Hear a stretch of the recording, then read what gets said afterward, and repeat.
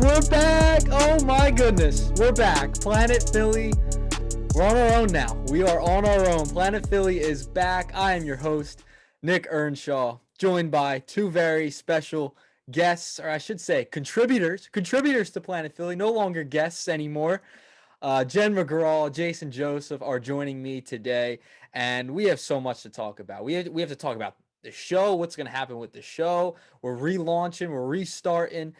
We have Philly sports to talk about. That's of course coming. We have a lot to debate, a lot to discuss. A few things going on in Philadelphia sports right now. Yes, it's the dog days of summer, but there's still so much going on in this city with these sports teams, and I'm excited to talk about all of it. But first, I want to talk about some plans for the show before I get to Jenn and Jason. We have a lot going on, so we're going to be all over the socials. We made the Twitter, we made the Instagram, TikTok is on the way as well, and you can follow all of us. We have the link tree in our bio on Twitter, also on Instagram. We'll post it out there once again if you want to follow us on all of the social platforms. If you want to contact us as well, we added this feature now at planetphillypod@gmail.com. So that is what, if you want to get in touch with us, you want to email us, that's where you follow us at and send emails, planetphillypod@gmail.com. That's where, if you want to reach us, have any questions, want to talk sports, just let us know. And,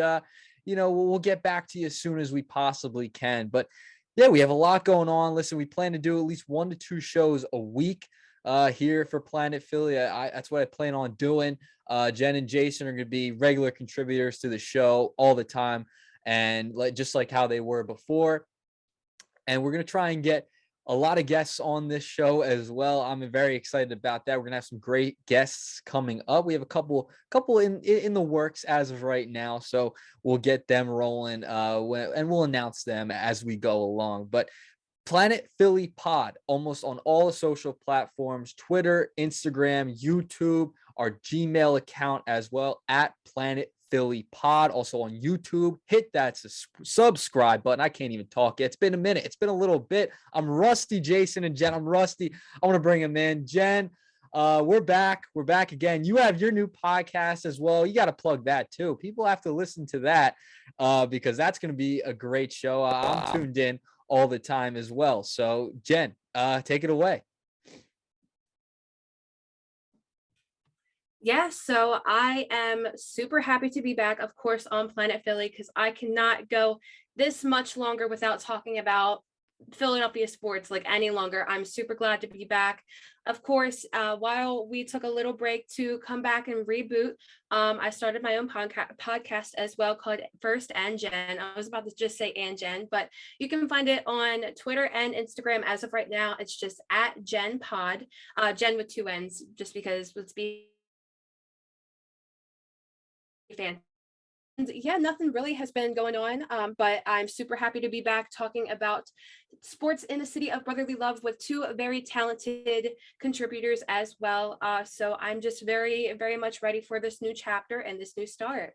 Yeah, I'm really excited, Jenn, to have you on the podcast once again. I'm going to flip it all to my other J name, and Jason Joseph, double J over there. Jason, we're back, man. We're back.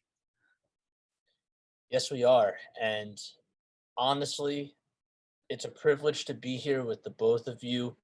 And Nick, I remember when we were doing this for Rowan Radio, when all of us were doing this for Rowan Radio, Nick, you and I had a conversation. And Nick, you asked me, should I take Philly? And I said, of course, it's yours. You literally made this your own.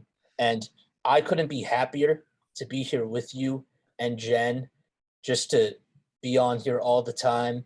I think that when it comes to just the group that we had at Rowan Radio, we're all very much family oriented, care about one another. We want each of us to really not just work hard, but we want what's best for each other. And the fact that Jenn and I get to be here with you at least once to twice a week, a huge, huge honor. And I can't thank you enough. I appreciate that, Jason. And I'm glad you bring up Rowan Radio. It's where we started this thing. And, to Derek Jones, Leo Kirshner, the whole crew over there. Can't thank them enough. Cannot thank them enough.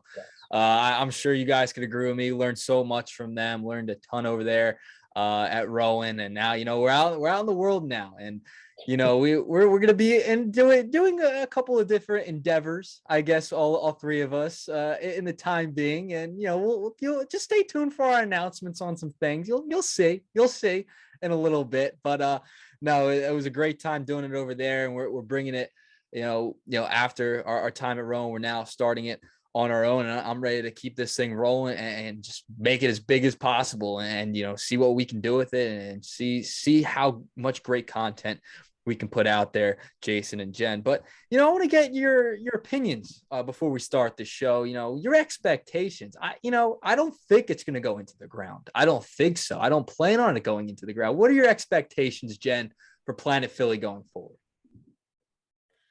I mean, shoot for the stars. And if there's a saying that's something about shooting for the stars, and if you fail, at least you'll land on the moon. I see what you did. I had to bring that reference in. That was the first thing that came to my mind. Because I mean, side note, I'm really big into astrology. So besides the fact that this is Philly sports, just adding the whole worldly, no pun intended, but pun intended, adding the whole worldly experience to it is awesome, because frankly, the world revolves around Philly sports because they talk about us all the time.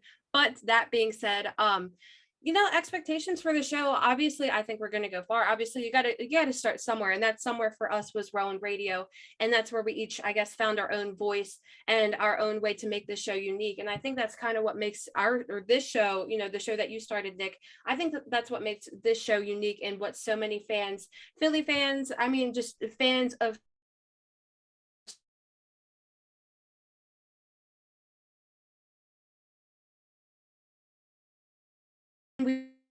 I really see us going super far with Planet Philly. I tend to agree. I think we're gonna do some fun things. We're gonna let you hear it. We are going to let you hear it if something happens. We're gonna not hold back on our takes, on our opinions. Jason, how about you? What do you expect out of this going forward? I'm just gonna let it rip, let it fly. I mean, it's just what's gonna happen. We know that. We know I'm not gonna hold back. I don't expect Jen to either. And Jason, I definitely don't expect you to either. The thing that I really like about this, and this is no offense to Rowan Radio at all whatsoever, I think that this is the point where we get to actually brand ourselves. Right. And we're not focused on one brand, for a radio station. We actually get to, be able to use a little bit more profanity. We also get to That's what you're excited about? That's what you're excited about?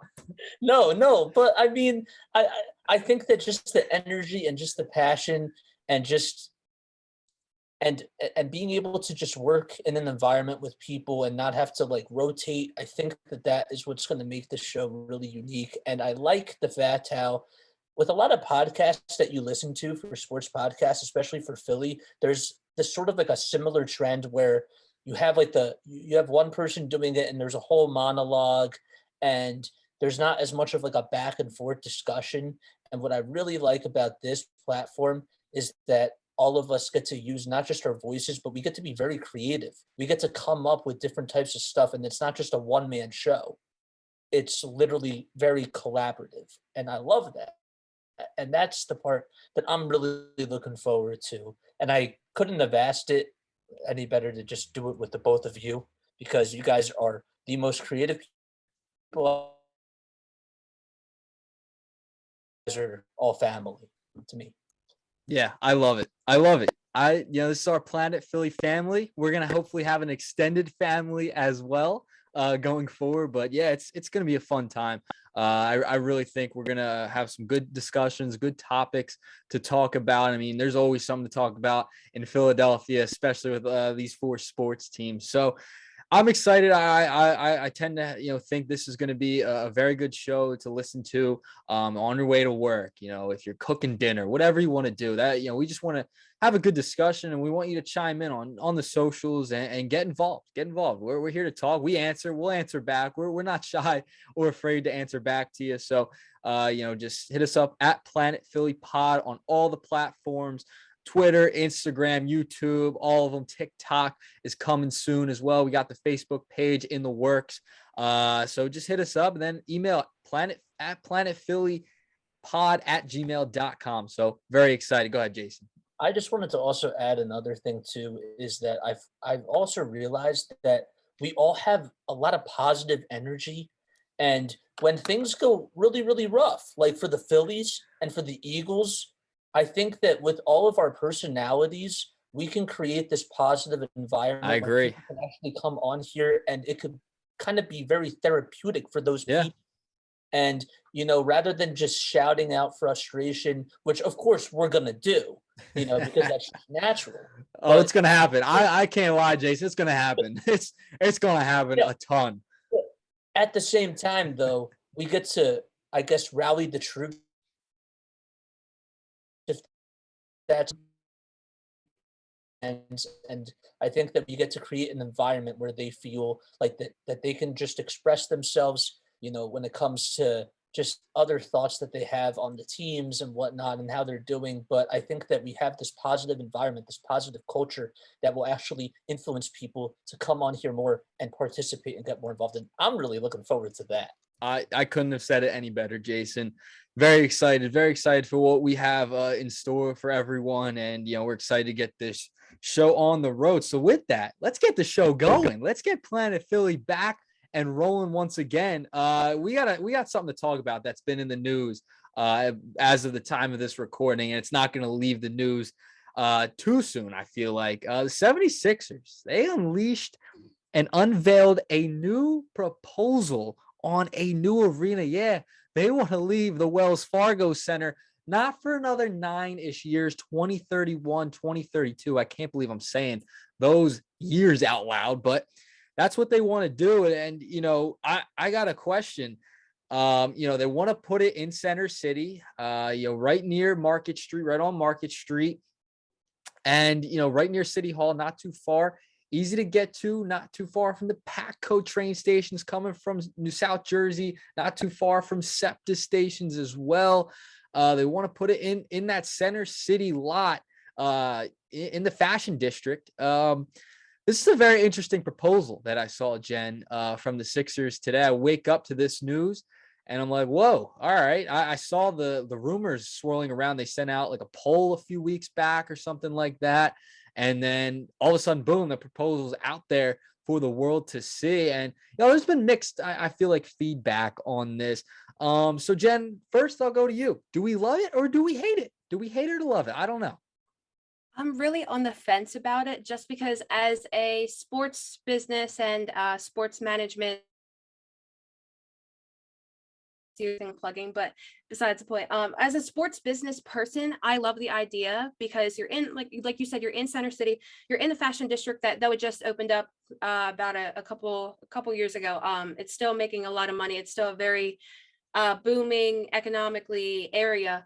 So location wise, in like the business kind of aspect, I love it. I would love the idea.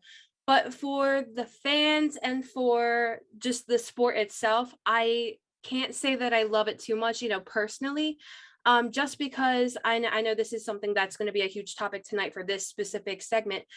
Traffic is going to be crazy. Now, traffic is already crazy at the sports, as I like to call it, the little sports district that we have in South Philly, but traffic is already crazy in Center City as well, which is something that Jason, we all talked about, earlier before recording. But it's going to be a little rough in terms of traffic. It's going to be a little rough in terms of just transportation in general. Even if we do have Patco and SEPTA, but not everybody, usually does take the train. But for those that do, it'll definitely be a convenience. And then the second reason why is, I guess it's just a me thing. And if it's a me thing, I'm sure it's for other people as well. But I love the fact that, we have the Fashion District, but as I was talking about just a couple seconds ago, in South Philly, we have all of the stadiums together, of course, with Wells Fargo being the home of the Flyers and the Sixers, but having the link and having Citizens Bank Park and then having Wells Fargo, it's just really cool to kind of consider it, the sports district, if you will, the unofficial sports district. So it's kind of nice just to have all the teams together. And having three of the teams separate from the Sixers, it just feels something feels off. But who knows? Like if this comes to fruition in about 9 years, it might be different. It might feel different, and it might be a positive thing. And especially, it might be a positive thing if we're speaking economically. But just as of right now, looking short term, it just isn't something that I love. Yeah, in theory, I feel like it's a great idea. That's my thing. In theory, it sounds great. Center City, easy access from the trains. All right, great. But there's so much other stuff that you have to worry about. And the traffic, I think it's the number one concern on anyone's list. The traffic already at rush hour. People are getting out of work at 4 or 5 o'clock. And that's going to add to it, because then you're going to have people going to the game. That's another aspect to this that, people have to remember and can't forget about, Jason. So that's one aspect. Yeah, I mean, listen, we're all from South Jersey. We can hop on Patco and we're right there. It's not too difficult for us. But, some people, a family of 4 that wants to come from South Jersey, they're going to have trouble getting into the city. And that's always a pain in the neck, going through the traffic, finding a parking garage. What are they going to do with the garages? They're going to have a deal with the Sixers. Is there going to be enough parking for the tenants in the building as well as the fans coming into the city? I mean, these are all things that have to be worked out and figured out in the time being. There's a lot of time to figure it out, but this could be just a proposal now. Maybe they move somewhere else. Maybe they do stay at the sports complex. Jason, is this a good or bad move if the Sixers do it? I mean, it's still 9 years away. You can look at it as if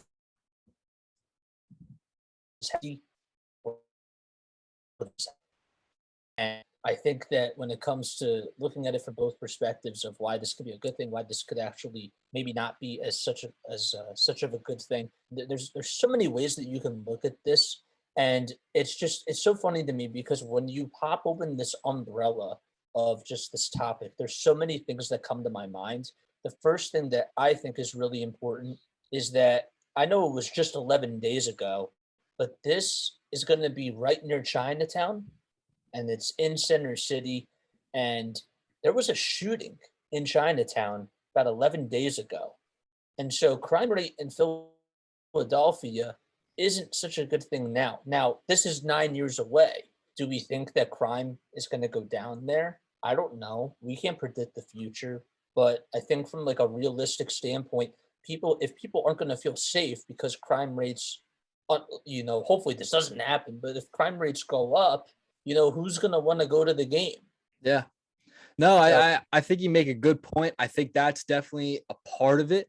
I think this is an opportunity that the Sixers see that, hey, maybe we can build up that area, the area of Center City, and bring some business in and bring some economic, fluctuation throughout the city. I think that's definitely part of it. And I think that's part of the idea. You can bring more jobs into it. Give people jobs at the arena, bring in business for the surrounding businesses, the small businesses, in Chinatown, around the area, around that part of Center City. I think that's the thinking behind this. Is it going to happen? I don't know how much it's going to work. That's the problem. I think the traffic hassle is really the biggest idea. I think, hey, if the Sixers do want to put a new building together, there's still room in the sports complex to go do it. They very well could. I really don't think they're going to be sharing with the Flyers much longer, especially since the Comcast Spectacor is the Comcast Spectacor, and Harris and Blitzer are two totally different entities that have different visions. And Harris and Blitzer, they own the Devils as well, and they have other ventures that they like to get into. So I could totally see them moving this team to a different location. Now, I could see it ending up in the city. It just might not be that exact location at this point, because if you go back, Philadelphia Phillies, when Citizens Bank Park was being built, they had some trouble. They were trying to put it in a similar area in Chinatown. They tried moving, maybe Penn's Landing over here, over there, around the city. They finally decided to end up in the sports complex where Citizens Bank Park is now. And I think that's the right idea. It's very, very difficult to get all your teams in one spot. It's almost every team except for the Philadelphia Union that are in the sports complex now. We, as Philadelphia fans, and it's very, very lucky. You should feel very lucky. Hey, I could catch a 1 p.m. Phillies playoff game or a game in September, go right to an Eagles game or something. When those two things collide, even when the Sixers are in the playoffs, the Phillies start. Vice versa. It doesn't matter. You can go right there, right then. Xfinity Live's there. So it's been built up. And not many states, not many cities that have sports teams have something like the Philadelphia sports teams do. I mean, if you look at New York, they play in New Jersey. They literally play in New Jersey. They don't even play in New York. The Knicks are over here. The Islanders are over here. The Giants, Jets share a stadium in New Jersey. The Yankees play in the Bronx. The Mets play. So it's a very fortunate thing to have for Philadelphia. And I think, if you do move them to Center City, in theory, yes, it's going to be great, but there's a lot of logistics that are going to have to go into it.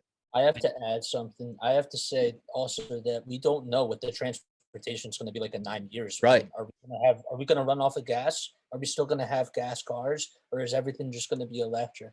That's something to think about. And is SEPTA going to help themselves out and revamp themselves? That's another issue. They're a total disaster. Paco probably in 9 years going to need some more renovations as well. They've had new trains in the past 10 years, but they're going to add more stops. They're going to, what's going to happen? I mean, there's so much logistical information that needs to be sorted out at this point. Jen, any more thoughts on this topic?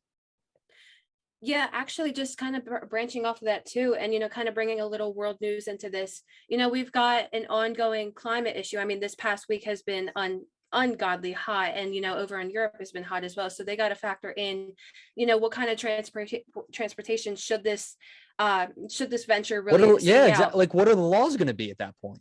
And what kind of environmental things are they going to have to take into consideration? Yeah, no, I think you make a great point. What are the laws going to be at that point in time? It remains to be seen. Jason, one last thought on the Sixers moving their stadium.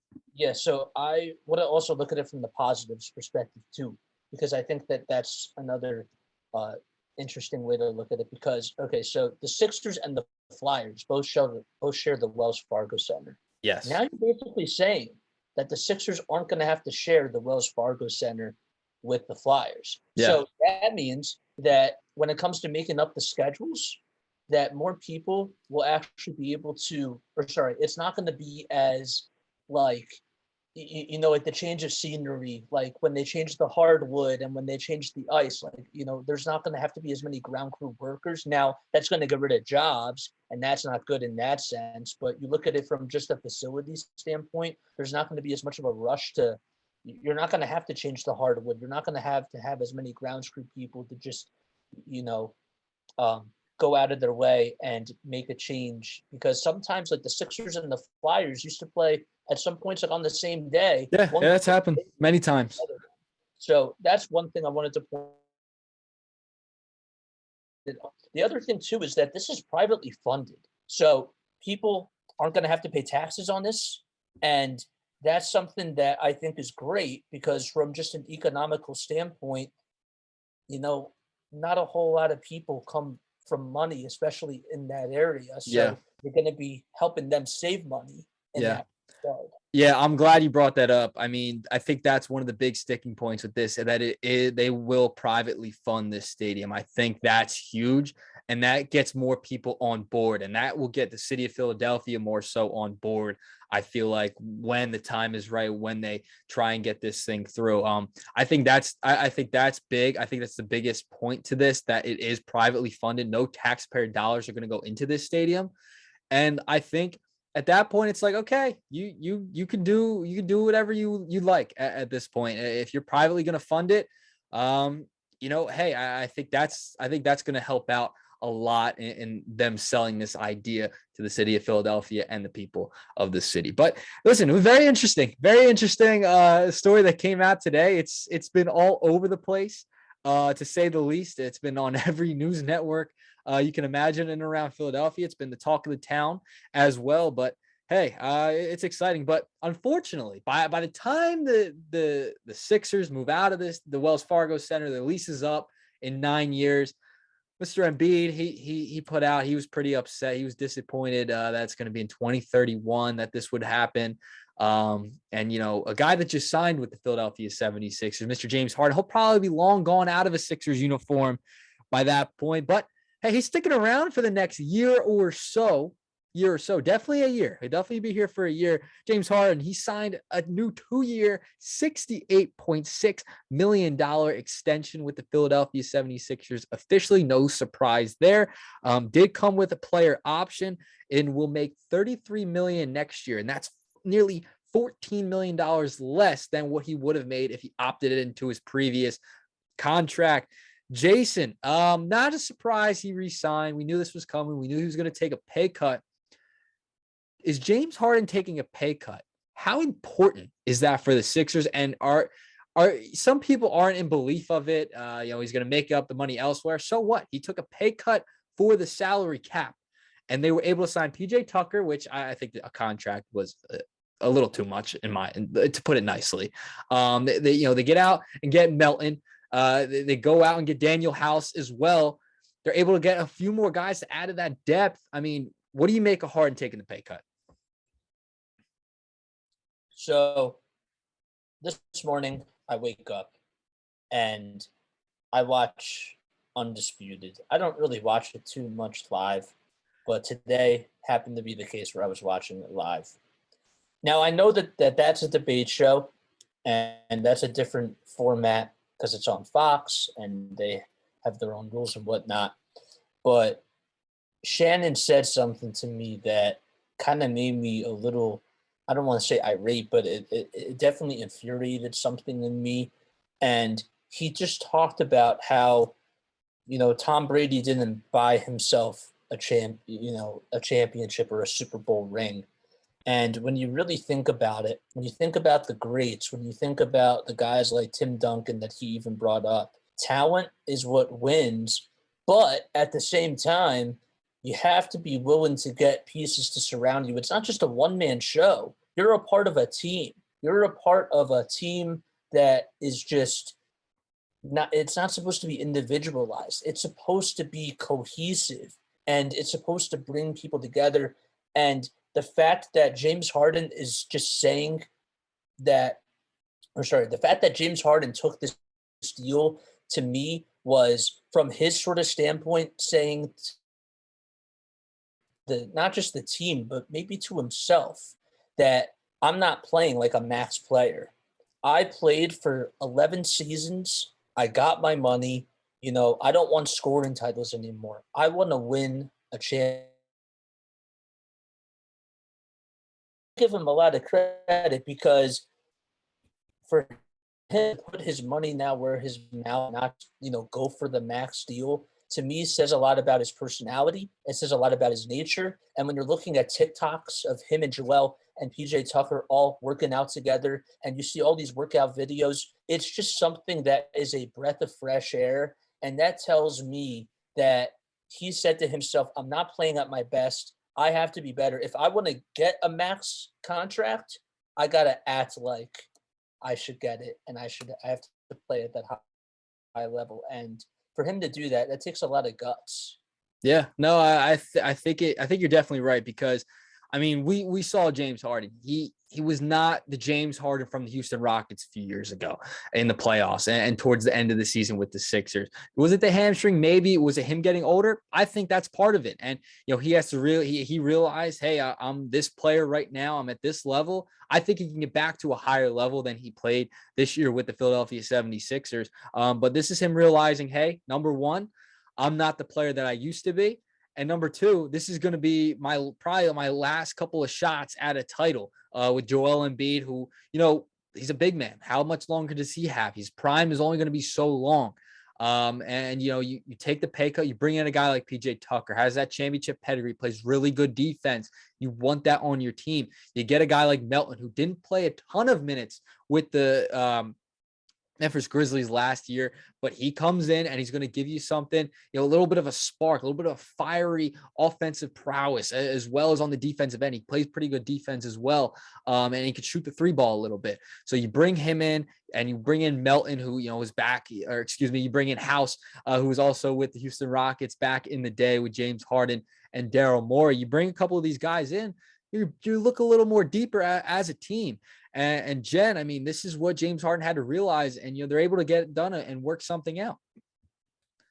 Yeah, and just to kind of sidestep off of Jason for a second, I'm glad you kind of brought up the comment about Tom Brady, the greatest to ever do it. But Tom Brady also has taken pay cuts in the past just so he can, help build a team. I know I always bring this up, but I feel like I always have to emphasize this, that Tom Brady, who's still, going strong, he's not, like as you were talking about James Harden, who might be getting older, who might be getting, he's not in his prime years anymore, but Tom Brady, who's still, kicking it over in the NFL, he's still taking pay cuts and he's still able to create a good team around him to go off and win a Super Bowl. I mean, the first year that Tom Brady came over to the Bucks, built a great team around him. They went off and won the Super Bowl. Second year made the playoffs, but either way, they've been a playoff team in the past couple of years. And before Brady, obviously, Brady brings his little magic with him, but before Brady, they haven't won a Super Bowl in nearly 15 to 20 years. So it just goes to show that, of course, taking a pay cut shows a lot of humility for James Harden, which is great, because I feel like it's a very admirable thing to have as an athlete, to be able to show that you have humility, that you might not be the player that you used to be, but you're still going out and you still want to help try to get a ring, and you want to do what you can help elevate the team. That shows something special in the Sixers. And as we were talking, what he was able to do helps bring in PJ Tucker and Daniel House, which had success, as you mentioned, with Harden in the past. And then, of course, with the D'Anthony Melton, he is an ideal player for this roster. So just being able to see what Harden is able to do, or is able to say that he is taking a pay cut, both, to show the humility and to show that, he wants to bring in some other good talent, or he wants the Sixers to bring in some good talent, I think shows a lot of something special for this team, and, especially with Harden. Yeah, no, I think you make a great point. I mean, this team definitely got better. They got better. Will they get past that second round hump, over that hump this year? I don't know. I don't know. That remains to be seen. Joel has to stay healthy. Harden has to stay healthy, and we have to see if this team can continue to play together. And I just want to get, heading in. We're gonna switch topics in just a sec, but heading into next year, Jason and Jen. Jason, you go first. Just a grade for this offseason so far for the Sixers. Whew. Oh man, that's a tough question. I'd say so far, I would have to give it a B. Have to give it a B, Okay. maybe go towards B plus. I like Okay. the D'Anthony Melton, somebody that's really going to come off the bench. He's a good ball handler. He can also create his own shot. He kind of reminds me a little bit of Trey Burke. Remember when Brett Brown had Trey Burke and he sent him off to an island and didn't even play Trey Burke once. He reminds me just like him, except he's a better version. He's more younger. He's more talented. He's more athletic. He's also a really good two-way player, and he has so much potential to grow. And I like that move a lot. The Daniel House signing, I'm a little bit skeptical about that. I wouldn't even be surprised if he didn't even make the opening day roster, to be honest with you, because the bubble, everybody talks about, oh, he was so great and he was able to put up 21-point games in the bubble. The bubble was 2 years ago. The bubble was an anomaly in the grand scheme of things. The bubble was an anomaly, in my estimation, at least. And then you go to the PJ Tucker signing. I like PJ Tucker. I think PJ Tucker does a lot when it comes to bringing the locker room together. I also feel like he's going to probably call out Doc Rivers with his just outspoken personality and with just his gestures. And we can talk more about that at another time, just about Doc. That's a whole nother conversation. Yeah, it's a whole nother conversation. But as far as today goes, when you look at just the roster construction and Daryl Morey's what he was able to put together, I would have to give it a B. I do feel like it did improve. The Sixers got more players that are veterans, that some of them are champions, and they're still playing at a very high level, and some of them also have the opportunity to grow. Tyrese Maxey is only going to get better, And I feel as if with what they just added in the offseason, it's going to make them better. Now, does that give them a shot to go to the Eastern Conference Finals? I don't know. I have no idea. That remains to be seen. But so far, I like what's been going on. I like what James Harden's been doing. And I do feel like there's this sort of hunger. And maybe the whole James Harden thing is actually starting to inspire other people in that locker room to reach their full potential, because Embiid even said it in the offseason. He wanted dogs. Yeah, and he got that with PJ Tucker at 37 years of age. We'll see how much he has left in the tank. Jen, your grade for the Sixers for this offseason before we move on. Yeah, I also have to say a B as well. And I feel like with these questions, I'm always taking like a psychology kind of answer, but it makes sense and it works. And I can tell you why. Bringing in PJ Tucker and bringing in Daniel House, they have that connection with Harden. They've had success in the past, and I think that's only going to play out more as we get into this next season. I'm not saying a whole championship right off the bat in the next season. I mean, but who knows? I'm not saying it either. But I think having a connection, then bringing Embiid into the mix and just creating a really strong brotherhood amongst the team is going to be something that I think is going to be incredible for the Sixers, just to be able to play off of. I mean, we've seen it so far, as we talked about earlier, on TikToks and throughout social media. Just having that connection and having that bond, I think, is going to contribute and translate well on the floor, as we've seen so far off the floor this offseason. Yeah, no, I listen, I'm excited. I can't wait for the Sixers. I really can't wait for their season coming up. It's another opportunity for them to make a run at it. I mean, this year, last year, and this year, maybe the year after is kind of their window to try and win something. We'll see if they can get it done. James Harden once again signed a 2-year extension worth $68.6 million, according to Adrian Wojnarowski of ESPN. We'll see how much it affects the team. We'll see. They bring in a few new players. I'm excited for this season upcoming. We'll see if they might not be done either. I mean, there's still a guy like Kevin Durant out there, but that's another conversation. We're not going to talk about that just today. But we're going to move on, and I want to do a little fun segment. We're going to do this on the show a lot coming up. In all of our episodes, we're going to have some fun segments. So, I want to get your guys' opinion. The Major League Baseball All-Star Game was recently. I just wanted to get your thoughts. What is the best All-Star game or All-Star weekend, whatever, out of all 4 of the major sports? Jen, you can go first. What do you think the best All-Star game is? So you first and foremost, you have to take the NFL out of the mix. I mean, I'm sorry. I think the Pro Bowl, I think they've been talking about doing away with the Pro Bowl, and the Pro Bowl is just not what it used to be. Apparently, I guess I heard this a couple months ago when I still worked at my internship at the NFL alumni. The Pro Bowl used to be before the Super Bowl, and it used to be this big, all-star game, obviously, but they were really showing their skills. It was really something super important. And then over the years, it just got less and less important, and it just became more, not even more, but less entertaining and less, it just became blah. It became, as the young kids say nowadays, it became mid. It literally. Oh, it is. Oh, it's beyond mid. Jen, it's beyond mid. It's really beyond mid. So you can't bring the NFL into the mix. But that being said, in my opinion, I think the best All-Star game is definitely, the MLB, just because it's the one All-Star game where it's kind of separated from all the other games. All the other games are kind of close together in during their respective seasons. But the MLB's All-Star game is pretty much in the summer. It's the sole focus. It's the sole event. It goes on for a couple days.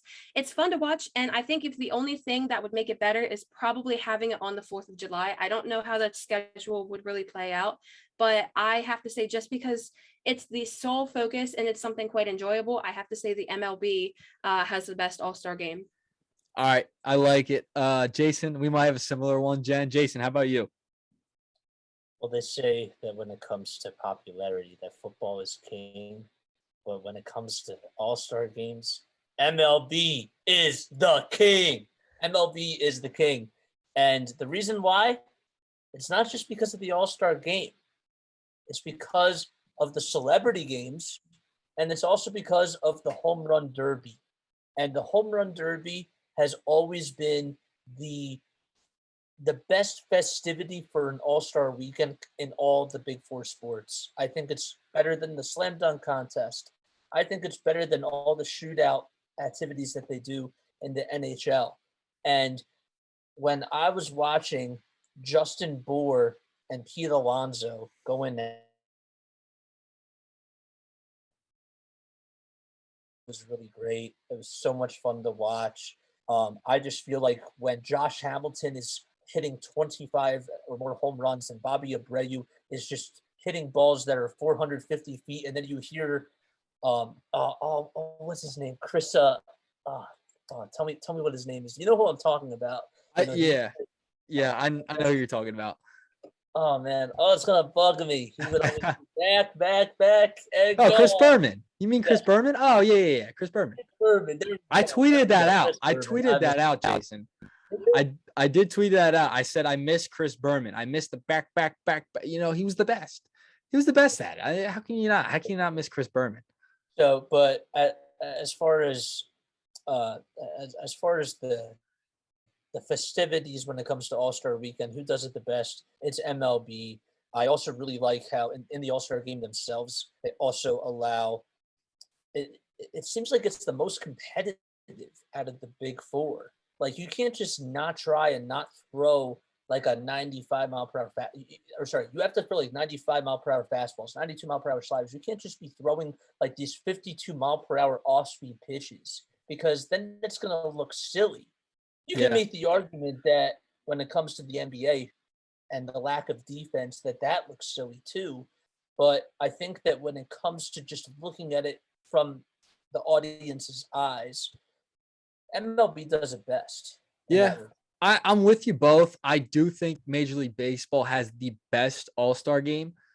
I wish they would add to it a little more, if you know what I mean. I want meaning behind the game again. I might be in a complete minority with this, and no one might agree with me, but I loved when it decided who got home field advantage in the World Series. Put that back. I love that. I think it gives the game so much meaning, and just to have all the best players there, I think it's great. And yeah, I think baseball has some work to do still to give it some more importance and market it more, because they've had trouble doing that so much with their players throughout the past 10 or so years. But I think Major League Baseball definitely has the best All-Star game. There's no doubt in my mind. No doubt in my mind they do. But I think they definitely could do some things with it to make it better. And we'll move on and we'll talk about this year's home run derby first before we get into the rest of the All-Star game that happened this year. Kyle Schwarber, Philadelphia Philly was in the All-Star game as well as the home run derby.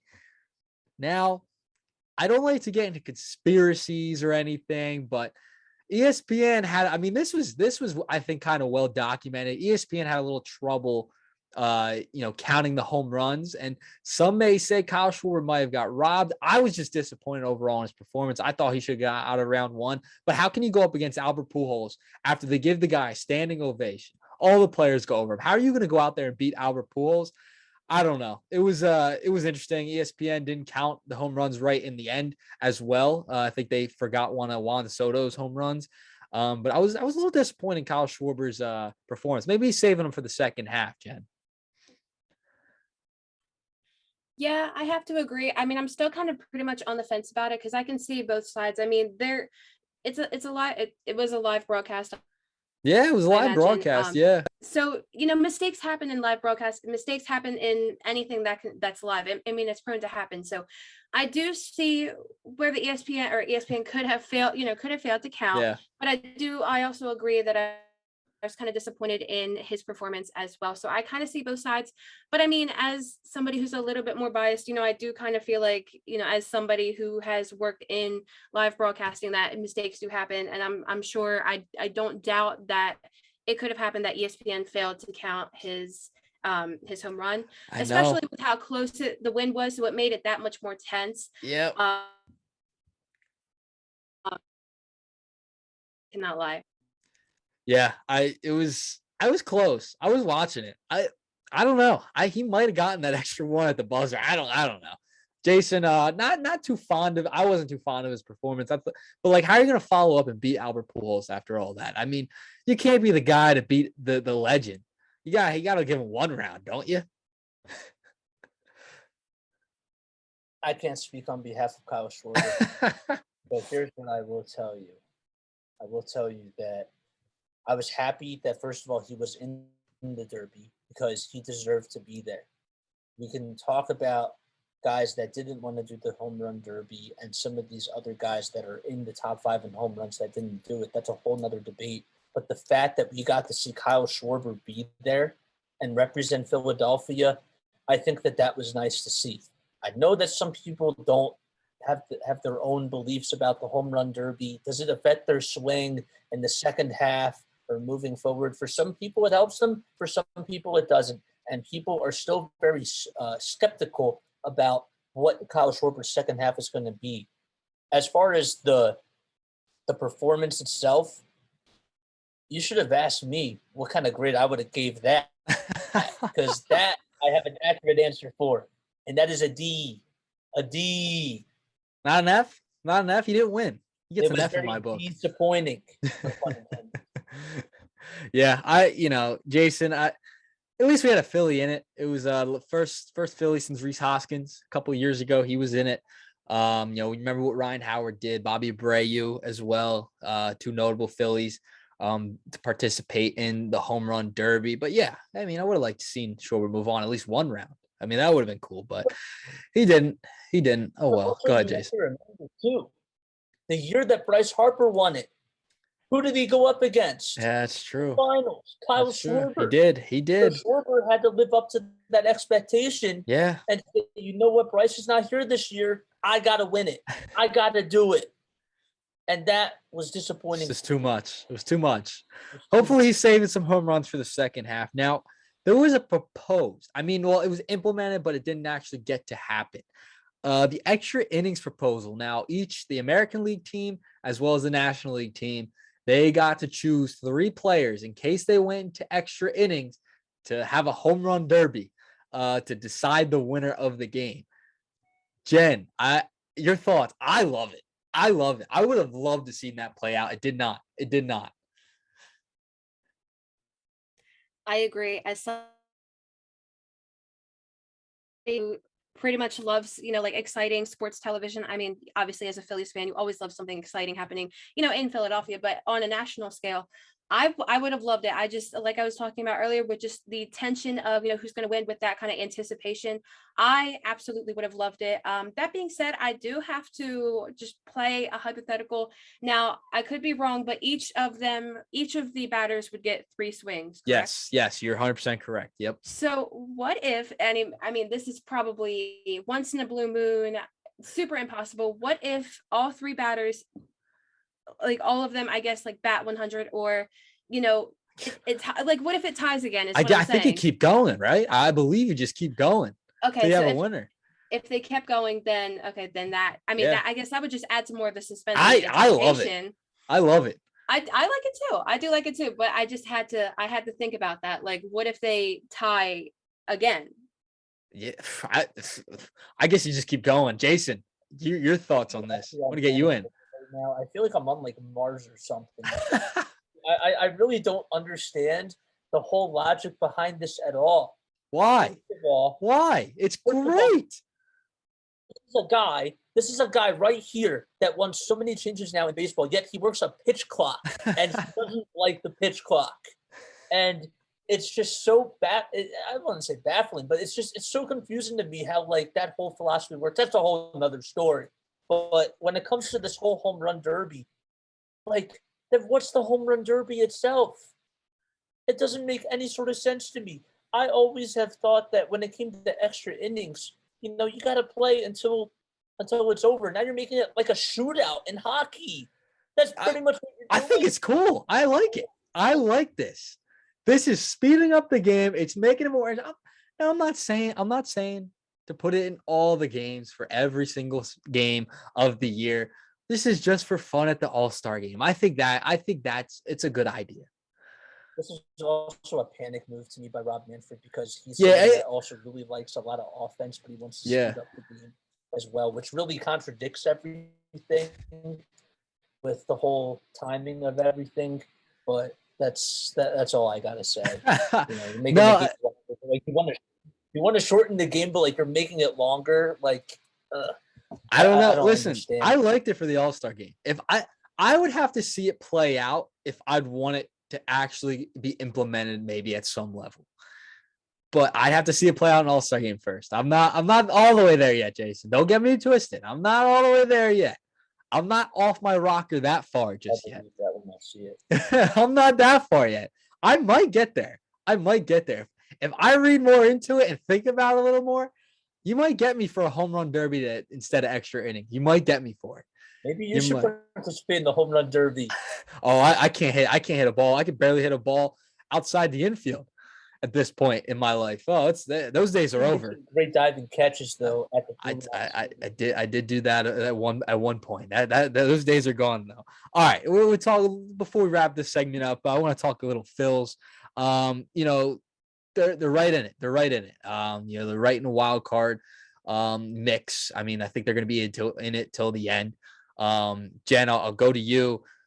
You're the Phillies. Deadline's coming up very soon, very quickly approaching. What is your number one need? Well, I had two guys in mind specifically. Two of obviously many good answers, but just two that I found that kind of emulated the same kind of playing that the I was about to say Sixers, not the Sixers. We moved past the Sixers, but the Phillies have right now, and that's Brian Keller and Martin Perez. And I'll start with Brad Keller. In 97.2 innings pitched, he has a 3.96 ERA, which is similar to the Phillies numbers of this season. And he's bringing in bullpen experience, something, you know, that we've talked about before was being one of the Phillies struggles. So you could definitely slide him into the rotation if somebody were to get injured. I think he would be a great fit. And then the other great fit is Martin Perez, obviously a veteran with a high performance this season and definitely good enough for, you know, again, in case somebody got injured. Both very kind of similar numbers, but very similar to the Phillies this season. I wouldn't mind one of those two guys just because, you know, obviously this season we've had Bryce Harper go down, and we were kind of wondering, you know, like what's going to happen, you know, with the Phillies. Are they going to continue to excel? So bringing in one of these two guys, I think would continue that kind of trend of the Phillies, hopefully continuing to excel and just, you know, go from there and hope for the best as the season continues. Yeah, I think my number one concern would be a bullpen arm. I know a lot of people out there, and you know, they need pitching. I think pitching's their number one concern at the deadline. They have to get an arm. I think an arm is a must. A lot of people want to see them, you know, go out and get a bat, center fielder. I mean, you've heard Benintendi's name thrown around. One name I heard recently was Michael Taylor. I heard that name thrown around recently. That's not a bad option. I feel like you could get him maybe on a discounted price. You're not going to have to give up a ton of top prospects, the McAbles of the world, the Andrew Painters. I think you'll be okay. But yeah, I still think over a center fielder, I think they need another bullpen arm. I mean, the bullpen's been great as of late. Don't get me wrong. Before the All-Star break, they were very good. But I think another arm would not hurt, Jason. How about you? I know that we're out here in Planet Philly, and we like to listen to satellite radio. Satellite radio is great, but sometimes when I go back to the ground, when I go back to planet Earth, okay, the radio stations I like to listen to, I like AM radio stations and FM radio stations. And right now, I want to change that channel, and I want to be on an FM radio station and get Frankie Montas to have him come to Philadelphia. I want FM here in Philly. Now, I think that he is the prize for any team right now because he's been doing an incredible job with the Oakland Athletics. If you remember that outing he had against the New York Yankees, he only allowed 4 hits, 2 earned runs. And every single season, he just seems like he's adding something to his arsenal. And the Oakland Athletics are at the point right now where what are they doing? They get rid of Matt Chapman. They get rid of Matt Olson. They don't have a lot of guys left on the team that have a lot of pizzazz, as I'd like to say, except for, maybe their center fielder Ramon Laureano, you can make the argument that he still has a bright future ahead of him, which I certainly do believe he does. But they have to. They're in a mode where they just have to sell. And Frankie Montas, I want Frankie Montas. I think that with his ERA, with the strike to walk ratio, the strike to ball ratio, strikeout to walk ratio, that would certainly help the Phillies. They just lost Zach Eflin, and how much are we really going to trust Zach Eflin at this point? It seems like every single season he's injury prone, and I would much rather take, in a playoff scenario, a third great starting pitcher. You have Zach Wheeler, you have Aaron Nola, and you have Frankie Montas as your third option, as your third starter. That right there is what matters the most in the playoff. It comes down to pitching. It doesn't come down to hitting. It comes down to pitching. Yeah, I'm with you. I like the idea of going out and getting another starter. I don't think that's bad. I think a reliever isn't bad too. I think they have to go out and get pitching. I feel like, and we've echoed that here. You have to go out and get some guys. And one guy I've seen thrown around is Daniel Bard of the Rockies. I think that's another name, a reliever that you could go out and get. He's fourth in NL with 13 saves and 15 opportunities. Can you go take him from the Rockies? Maybe that's a name I would throw out there as well. I mean, listen, I think these are a lot of great names. And this is going to be a big deadline for the Phillies. I mean, they've really turned it around since the firing of Joe Girardi. That really has sparked them. Hey, the Tomper, he's been unbelievable as the manager, the interim manager. And, at some point, if this team, makes a run and they get to the playoffs, there's no way he doesn't come back as a manager next year. So I think pitching. I think we're in a lot of agreement here that they have to go out and pitching, whether it's starting pitching or relief pitching. They have to go out and get another arm, especially, with the way Eflin's been this season. You have Nola, you have Wheeler. Gibson's been very good, but if you can maybe find that fourth starter before Eflin, maybe just plug in there, I think you're in a good spot. I would also say that if you wanted to make the argument about them getting another bat, well, Gene Segura and Bryce Harper, once they come back, those are additions. Yeah. Those are additions right there. And think about it like this. What's going to happen to that middle infield once Gene Segura does come back? Somebody's going to have to be removed out of that lineup. Is it going to be Bryson Stott? Is it going to be Didi? Is it going to be Alec Bohm? And I think that could actually help out the bench. And that actually gives the team more depth. And it doesn't help that Bryce Harper has been handicapped, as I like to put this new injury, the whole broken thumb, that sort of a thing. But when it came to just the UCL injury and him not being able to play out there in the outfield, they're lucky that they do have the DH because he's been able to play, as far as just getting his bat in the lineup goes. But when he's not out there defensively, that basically puts Nick Castellanos and Kyle Schwarber at a disadvantage. And that's also going to help in so many different ways. So you have to think about it from those perspectives. Yeah, and I think, you mentioned Gene Segura, you mentioned Bryce Harper. If Nick Castellanos gets it going, that's like another addition to your lineup. If he can finally get the bat rolling, which he wasn't bad, as it went towards closer to the All-Star break, he wasn't too bad. So maybe he can get it rolling once again here in the second half because they're going to need him if they want to make a run. But hey, listen, Phillies trade deadline coming up. We'll talk about it if they make any moves coming up, but it's going to be fun. I can't wait till we get to September baseball and those games start inching closer to the playoffs. Maybe the Phillies finally can break the streak. We'll see what happens. But, another segment I want to get to, we're going to do this a lot here on Planet Philly. It's called Out of This World. So, we're just, what are a moment or during the week or a historical moment, something. So this week, I want to talk about, training camp. Training camp's coming up really soon for the Philadelphia Eagles. So out of this world for this segment today, a training camp moment, preseason moment, a signing that you thought around this time that was out of this world. Jen, you go first, just historically. So I have two, Okay, and I love think it. they're pretty much in recent years. Maybe I believe in back to back if I remember correctly. Last year training camp, Jalen Reagor, infamous one-handed catch. Ah, Nothing more needs to be said about that because I know I had to bring in one neutral and then one positive. Core memory, I have to give the backstory about this. Core memory, Rowan radio draft night. You know, the Eagles have the historic 3-round picks. I already know, you know where I'm going with this. They have the historic 3 first-round picks. So which is great, but you know, they're not really making any moves, and you figure there's some other teams that were, you know, making some really great moves. So you're like, Howie, you know, like, what are you doing? Can you go out and do something? You already had, you know, a great off season so far leading up to the draft.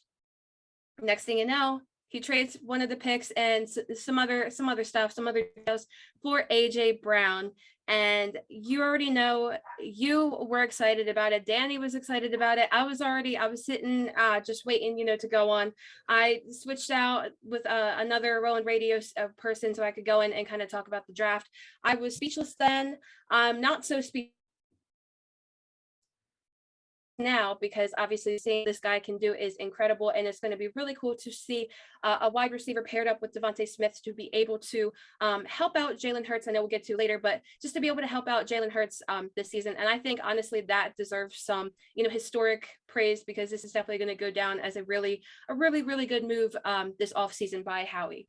Yeah, those are good ones. Those are two really good ones. Jalen Reagor, just that was one of the ones I had in mind. And yeah, I mean, the great catch of last year that was posted all over social media and then followed by the season that Jalen Reagor had that doesn't need to be mentioned, and we'll talk about at some point. Jason, enough of Jalen Reagor, enough of that J name. Another Jalen, he's ready to go this year. Training camp's getting going, but do you have a historic out of this world moment from training camp? I just have to say overall, I can't really pinpoint one person, but I feel like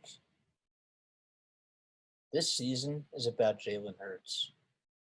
And the way that the team is structured right now, to me, it's all set up for Jalen.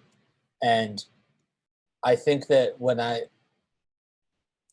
was able to see him at the sneaker ball, he looked really good, like very in shape, and he also looked like you hear about the reports of him just learning, him practicing his targeting and also just getting his IQ more up to par. I feel like that to me says a lot about who he is as a person.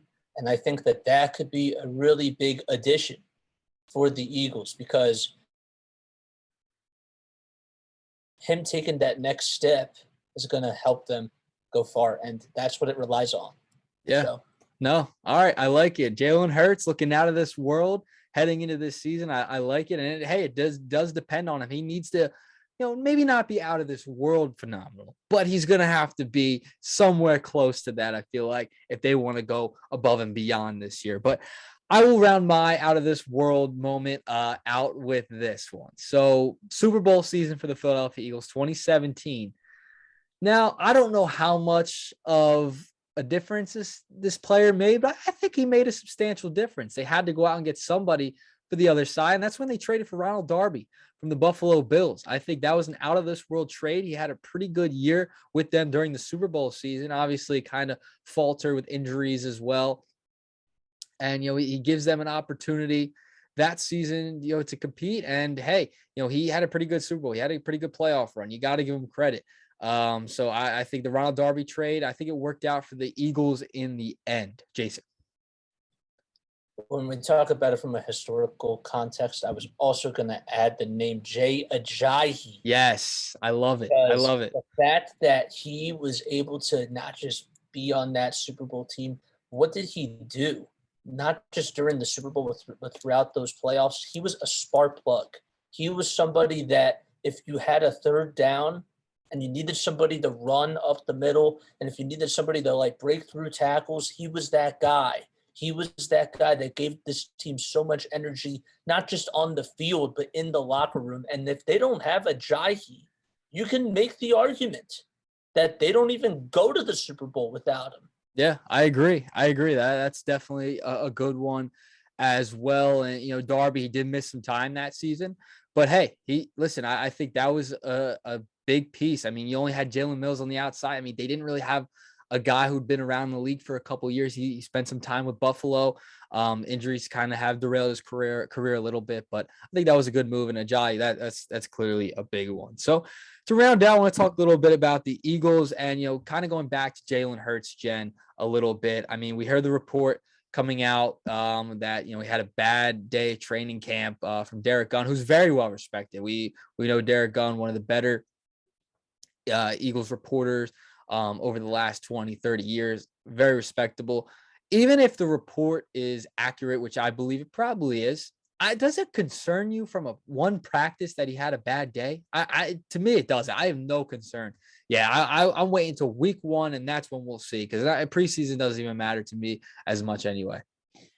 Yeah, I'd rather that bad string of interceptions and sacks and whatever it was. I'd rather that happen in training camp than happen in week 1, especially because I believe week 1 is against the Lions. So if it's against the Lions, no shade there, but then we're definitely in trouble. We're definitely in trouble there. But I agree. I wouldn't be too concerned about it. And whether or not it's true, it doesn't matter. Hurts still has to show up this season. If the reports were true, he's got to learn from it. He's got to grow, and he's got to get back and make sure he's set for week 1. But if it's not true, that's great.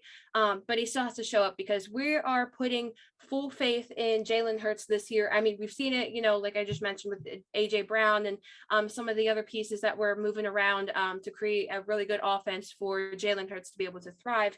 Now it's up for Jalen Hurts to be able to thrive and to be able to learn from some of the mistakes he's gotten, in his first full season, second-ish season, whatever the schematics of it are, in his second go around in a full slate of games, just being able to learn from those mistakes, and just kind of bounce back, because we in years past, and it's been since maybe even before Super Bowl, but definitely Super Bowl on, we've had a little bit of a quarterback controversy. There's been talks, throughout the offseason, if the Eagles are going to trade for another quarterback or something, or this, that, or whatever. So for us to actually, for once, in recent years, be able to put our full confidence in Jalen Hurts, just goes to show that Jalen Hurts will have to show up. And it starts with, if those reports were true and he had a bad day at camp, bad days happen. It wasn't, like 5 or 6 days worth of bad days. It was definitely just that one day. But even a bad day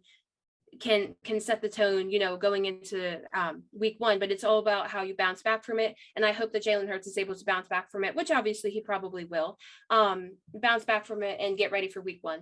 Yeah, that's the key date for me, week 1, Jason. I think he's going to be fine. I think he'll be all right. I don't think he's going to be that bad during a game this year or so. So listen, it's a big year for Hurts. The report, it's whatever to me. I don't really read much into these training camp reports that come out. I'm not into it. I'm waiting for the regular season to start. Preseason, they're barely even going to play, if they play at all, the starters. I'm just waiting for week 1 at this point, Jason. I mean, training camp's gonna be great. It's gonna be great. The open practice is in a few weeks. I mean, you'll have a couple of preseason games. I just wanted the link this year, 3 total. I'm not too worried about it.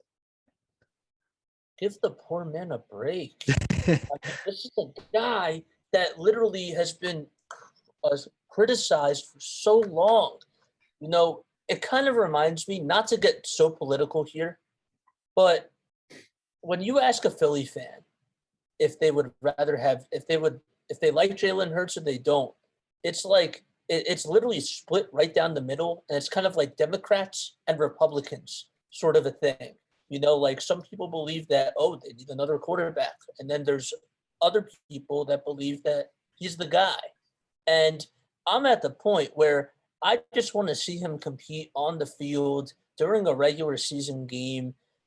Okay, if he has a bad practice, he has a bad practice. If he has a good practice, he has a good practice. Okay, I'm done with all of this all this talk about like, okay, he didn't do so well today. Everybody has a bad day. Everybody makes mistakes. But you know what they say in basketball? They say that shooters shoot.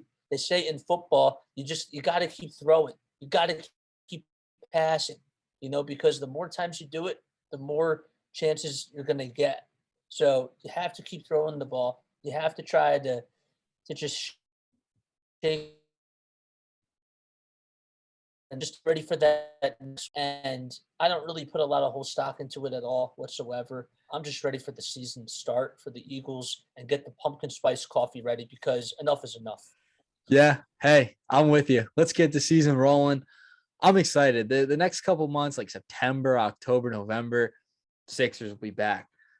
Phillies are going to be hopefully in a playoff stretch, competing in the wild card game or the NLDS maybe at some point. The Eagles, Sixers, I'm excited. The Flyers, I don't even want to talk about them. They are such an irrelevant franchise. They're a total disgrace. Jason, I'll let you get in a second, but they have been a complete and utter failure this offseason, especially not getting Johnny Gaudreau. That's all the Flyers talk I'm going to have today. Jason, you could get one thing on the Flyers. Jen, if you want to as well, go ahead. The floor is yours. I was actually going to talk about if the Phillies do go to the playoffs, they have to call it Shocktober or Brocktober. Yeah. Schwarber being in there. Yeah.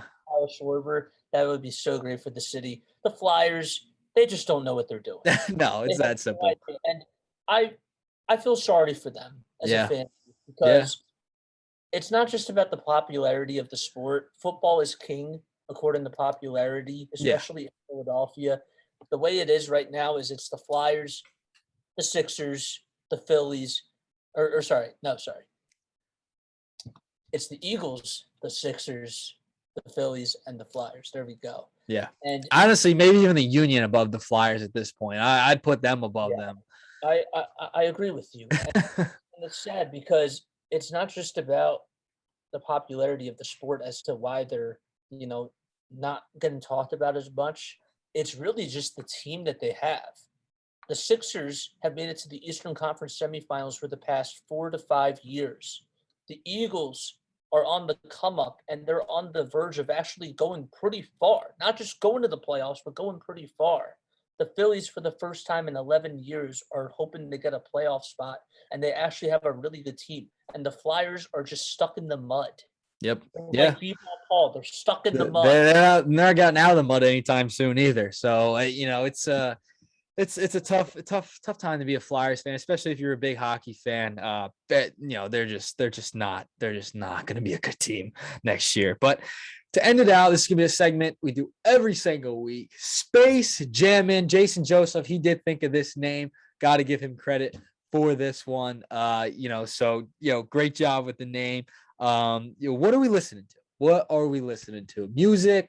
What are we on the way to work? What are we listening to in the car? Jen, I'll start with you. I'll go last. I'll go Jason. I'll go Jen, Jason, and then me to round it out. Ooh, Space Jam, what are you listening to? I've been waiting to talk about this ever since I went to the concert. Yes. But I had to again on Dawn FM / After Hours, but his more recent album, Dawn FM, I'll talk about obviously because it kind of fits into the theme, like us coming from Rolling Radio, having the podcast Dawn FM. It's got that like radio theme, and the album tells a story. I promise I will only take 3 minutes to talk about my favorite of all time. But the album just kind of tells a story. You have to listen beginning to end because it just plays through, and you'll probably get it if you work at a radio station or you listen to the radio. It goes through like it's an hour's worth of just listening to live broadcasts like radio, music. Of course it's just a weekend, but it's super cool. I've just been listening to him ever since his tour kicked off last week. You were there. You were at the Weeknd's concert. You best believe I was there at that concert. And it's cool to see him perform live. I was talking about it with a buddy of mine. It's just great to live in a world where we've moved past the hardship that, was 2020. We're still in a little bit of a pandemic, but being able to go to a concert, being able to be responsible and just enjoy this time, I think was really cool. And being able to see The Weeknd as a first like post-pandemic concert, if you will, was pretty cool. So that's been on my rotation. If it's not Dawn FM, it's After Hours, it's Starboy, it's Beauty Behind the Madness. I could go on. But that's The Weeknd is all I've been listening to. I love it. I love it. Jason, how about you? What have you been up to? What have you been space jamming as of late? I know it came out last year, but I've actually been listening to a lot of Adele lately. Okay. Then And you're Adele bag, Jason, one time. Let's go. I love 30. I love 30. 30 is such a great album. Go. And my favorite song on the album, I like Oh My God. Oh My God's a really good one. Okay. I always have to, vibe to that. But I Drink Wine. Okay. That's All right, Jason. I like it. I like it. All right. So we got The Weeknd, Adele. I'm not going to go with the one everyone thinks I'm going to go to because I'll save that for another day. Going Logic. I'm going Logic. I've been listening to his new album. Huh? What's that, Jason? I actually thought that you were gonna go with Logic. Okay, yeah, I'm not gonna go with Future this week, even though I had to bring him up. I'm not going with Future. I have been listening to his album though, but I've really enjoyed Logic's album, Vinyl Days. I believe it's his last album with Def Jam. So I think that it's 30 tracks, but it's not actually 30. There's a lot of skits in there. Aaron Judge made the album, which is crazy. So he's on there. He's got a skit on there. Oh yeah, he's got a skit on there. It's a good one. That's what I've been listening to and space jamming as of late. So yeah, it was that's what I've been jamming as of late. And you guys, The Weeknd, Adele, and Logic. I think those are three pretty good first choices for this segment, right? The Law. The Weeknd. The Law. I love it. I love it. Love to see it. Yes. Well, I think the first episode went pretty well. I know Jen fought off a bug earlier, and I saw that. I caught that. My screen kept going out, so we had a couple of issues, but nothing major. We're gonna get them fixed for next time. We ran it today, but hey. This is how it's going to be. It's how we're going to run the show. We're going to have new segments coming up in the next couple of weeks. We're going to have some guests as well come on the podcast. But hey, Jen, Jason, thanks for joining me. I can't wait to keep doing this every single week. Yeah, absolutely. This is always a pleasure. And, to be able to have conversations with all of you just about the different sports, it really just brings me joy. And it's been incredible. Yeah, I think Jason nailed it on the head there. I'm also super excited to be back on and just being able to talk about Philly sports and now a little bit of pop culture. It's going to be super exciting. Yeah. I love it. All right. That's been Planet Philly episode 1. We will see you next time.